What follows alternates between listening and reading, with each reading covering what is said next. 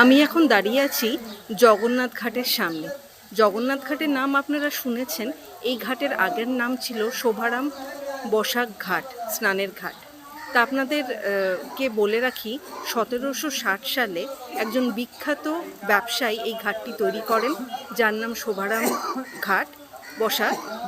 এবং এটাও আপনাদেরকে জানিয়ে রাখি যে বাংলার মাটি বাংলার জল, এই বিখ্যাত গানটি এই ঘাটেই প্রথম গাওয়া হয়েছিল রবীন্দ্রনাথ ঠাকুরের পরিবার দ্বারা। এবং রাখির দিন রবীন্দ্রনাথ ঠাকুর এই ঘাটে স্নান করে নতুন বস্ত্র পরে সবাইকে রাখি পরিয়েছিলেন, যারা যারা ঘাটে ছিলেন।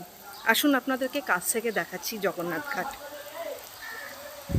এবং এটাও শোনা যায় শোভারাম বসাকের সম্বন্ধে যে প্রত্যেক বছর অনেক পুণ্যার্থীর সঙ্গে তিনি পুরী যেতেন এবং পুরী যাত্রা এই ঘাট থেকেই হতো।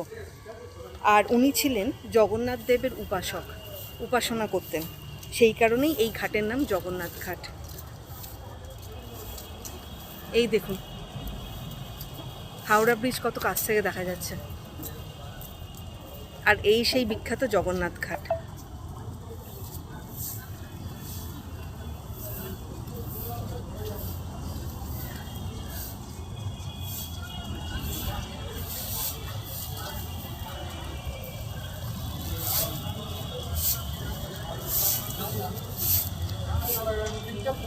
ওখান থেকে নিয়ে আমি ফোনে